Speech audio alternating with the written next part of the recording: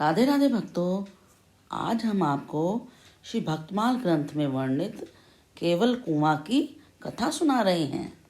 केवल कुंवर जी कुम्हार जाति के होने पर भी भगवान के परम भक्त थे। इनकी भक्ति के प्रताप से इनका समस्त परिवार भी भगवान का परम भक्त हो गया था। साधु संतों की सेवा करने में इनका बड़ा ही मन लगता था। भक्तों, यदि आप हमारे चैनल पर नए आए हैं तो जल्दी से सब्सक्राइब का बटन दबा दीजिए ताकि आपको नए अपडेट्स मिलते रहें, और कथा पसंद आने पर लाइक का बटन भी दबाएं और कमेंट में राधे राधे भी लिखें। एक बार केवल कुंवर जी के यहाँ पर बहुत से साधु आए, किंतु उस समय उनका सत्कार करने के लिए उनके पास कुछ भी सामग्री नहीं थी। तब इनको बड़ी चिंता हुई।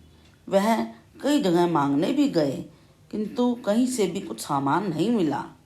अंत में एक बनिए ने कुआं खोदने का वायदा कराकर इनको सब सामान दे दिया और वह बड़े प्रसन्न होते हुए घर आ गए। बड़े प्रेम से साधुओं का सत्कार किया।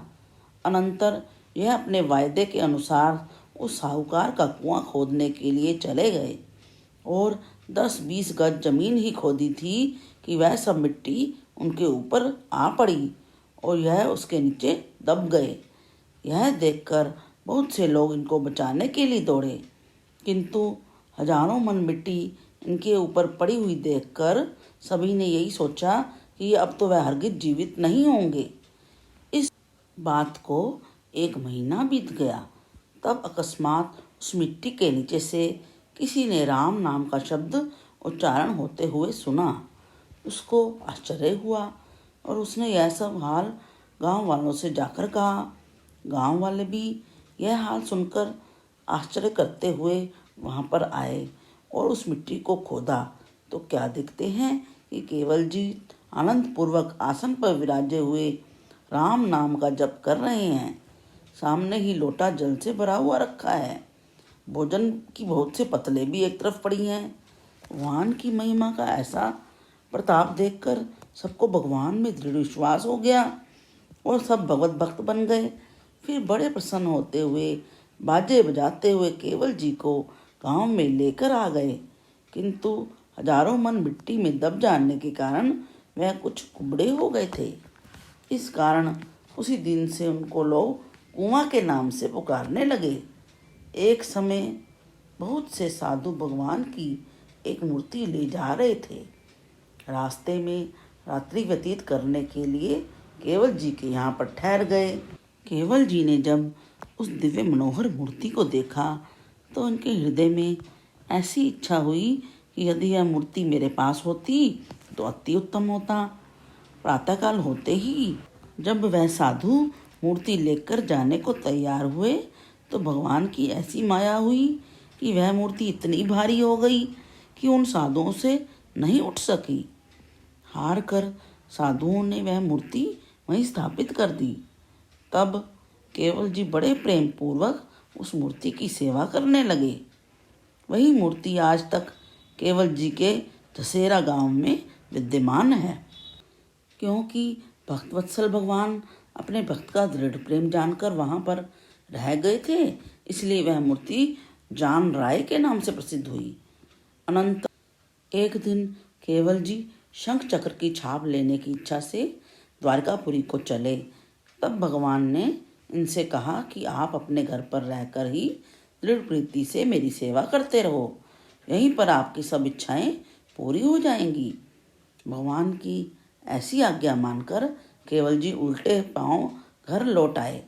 घर आकर अपने शरीर को देखा तो शंख और चक्र के चिन्ह उनके शरीर पर दिखाई देने लगे। केवल जी के ऐसे ऐसे अनेक चमत्कार हैं, उन सब का वर्णन करना तो बहुत ही कठिन है। गोमती नदी समुद्र के पास ही बहती थी। बीच में थोड़ी रेती पड़ती है, किंतु समुद्र में जब प्रबल लहरें उठती हैं तो वह सब रेती जल से ढक जाती है।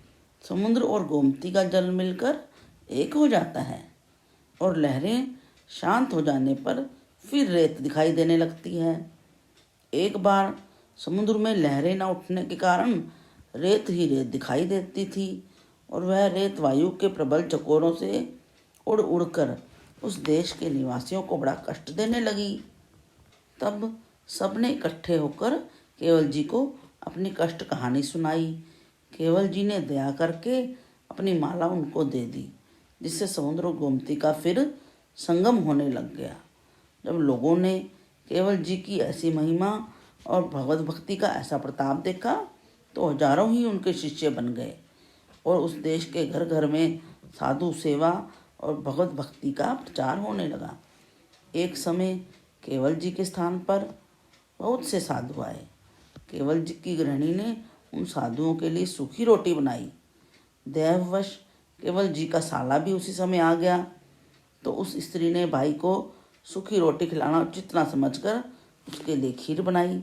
तब केवल जी को यह बात मालूम हुई तो उनको यह बात सोचकर बड़ा दुख हुआ कि यह भगवत भक्त साधु तो बेचारे सूखी रोटी खाएंगे और भगवत विमुख साला खीर उड़ाएगा। ऐसा विचार कर उन्होंने घर में जितना जल था उस सबसे साधुओं के पैर धुलवा दिए और अपनी स्त्री से और जल भरकर लाने को कहा।